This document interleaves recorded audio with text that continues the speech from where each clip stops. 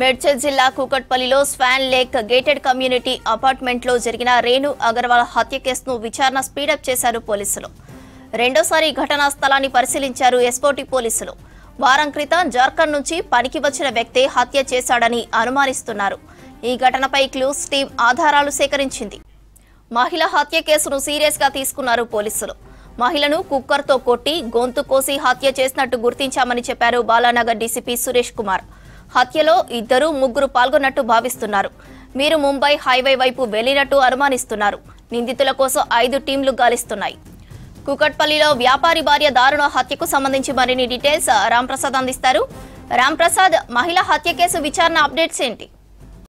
Yes Sravanthi, మనం ప్రస్తుతం హైదరాబాద్లోని కూకట్పల్లిలో ఉన్నాం. ఒకసారి కూకట్పల్లిలో ఉన్నటువంటి ఏదైతే కనిపిస్తున్నటువంటి స్వాన్ లేక్ అపార్ట్మెంట్ ఉందో, నిన్న సాయంత్రం వేళలో ఇదే అపార్ట్మెంట్లో అయితే 50 సంవత్సరాల రేణు అగర్వాల్ అనేటువంటి గృహిణిని అయితే దారుణంగా హత్య చేసినటువంటి పరిస్థితి మనం ప్రస్తుతం చూస్తున్నటువంటి ఈ బిల్డింగ్లోనే ఇటు 12వ ఫ్లోర్లో అయితే ఇటు హత్య జరిగినట్లు ప్రాథమిక విచారణలో అయితే తెలుస్తుంది. ముఖ్యంగా ఇటు హత్యకు గల కారణాలపై అయితే పోలీసులు ఆరా తీస్తున్నారు. నిన్న సాయంత్రం వేళ 7:30 ప్రాంతంలో అయితే హత్యకు గురైనట్టు ఇటు కుటుంబ సభ్యులు ఇచ్చినటువంటి ఫిర్యాదు మేరకు అయితే పోలీసులు కేసు నమోదు చేసి దర్యాప్తు చేస్తున్నారు.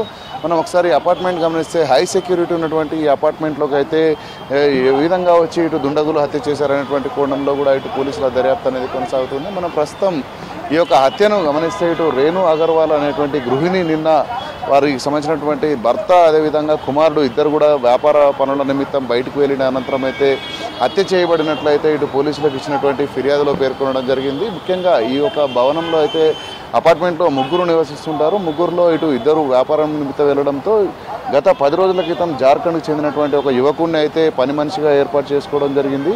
పని మనిషి హత్య చేశాడు అనేటువంటి కోణంలో కూడా పోలీసులు అయితే దర్యాప్తును కొనసాగిస్తున్నారు.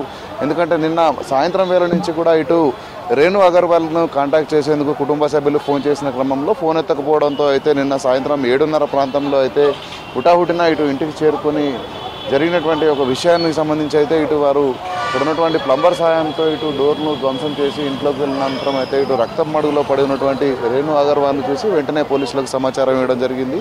సమాచారం అందుకున్నటువంటి పోలీసులు అయితే వెంటనే సంబంధిత ఏదైతే క్లూస్ టీమ్స్ కానీ డాగ్ స్క్వాడ్స్ రంగంలో దిగి అయితే విచారణను కొనసాగిస్తున్నారు. ముఖ్యంగా అపార్ట్మెంట్స్లోకి బయట వాళ్ళు ఎవరైనా వచ్చారనేటువంటి కోణంలో కూడా సంబంధిత సీసీటీవీ ఫుటేజ్ని కూడా పోలీసులు అయితే పరిశీలించడం జరిగింది. కానీ ఈ క్రమంలోనే వారు గత 10 రోజుల క్రితం పని మనిషిగా ఏదైతే ఏర్పాటు చేసినటువంటి యువకుడే దారుణానికి ఒడిగట్టు ఉంటాడనేటువంటి అంశాన్ని కూడా కుటుంబ సభ్యులు అయితే పోలీసులకు తెలియపరచడం జరిగింది. దీంతో పోలీసులు అయితే అన్ని కోణాల్లో దర్యాప్తు అనేది కొనసాగిస్తున్నారు. మనం ప్రస్తుతం గమనిస్తే ఈ అపార్ట్మెంట్స్లోనైతే ఫుల్ సెక్యూరిటీ ఉంది. కానీ ఇటు హత్య చేసి కూడా అనంతరం ఇటు యజమానికి సంబంధించినటువంటి 2 వీలర్ వాహనాన్ని తీసుకొని హంతకుడు బయటకు వెళ్ళినట్లయితే ఇటు పోలీసులు అయితే సీసీటీవీ ఫుటేజ్ ఆధారంగా వివరాలను సేకరించడం జరిగింది. ఈ క్రమంలోనే ఇటు హత్య చేయడానికి గల కారణాలు ఏమై ఉంటాయనేటువంటి కోణంలో కూడా పోలీసుల దర్యాప్తు అనేది కొనసాగుతుంది. ఎందుకంటే ఇటు రేణు అగర్వాల్ ఇంట్లో ఉన్న సమయంలో కొంత నగదుతో పాటు ఇటు బంగారం సంబంధించినటువంటి ఆభరణాలు కూడా ఉన్న క్రమంలో వాటిని దొంగిలించేందుకే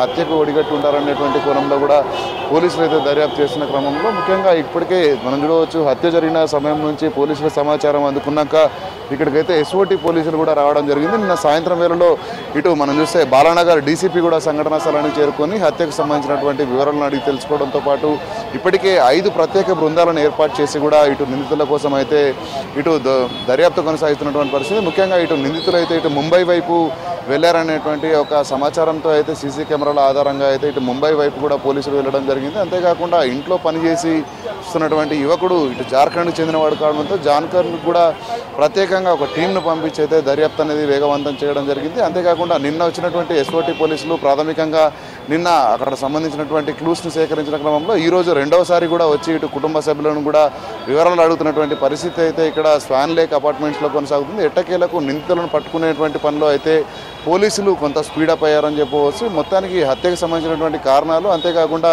నిందితులను త్వరితగతిలోనే పట్టుకుంటామని ఇప్పటికే బాలానగర్ డీసీపీ అయితే చెప్పడం జరిగింది. దీనికి సంబంధించి టీమ్స్ అయితే దర్యాప్తు కొనసాగుతున్నటువంటి పరిస్థితి అయితే కూకట్పల్లిలో కొనసాగుతుంది. శ్రావంతి.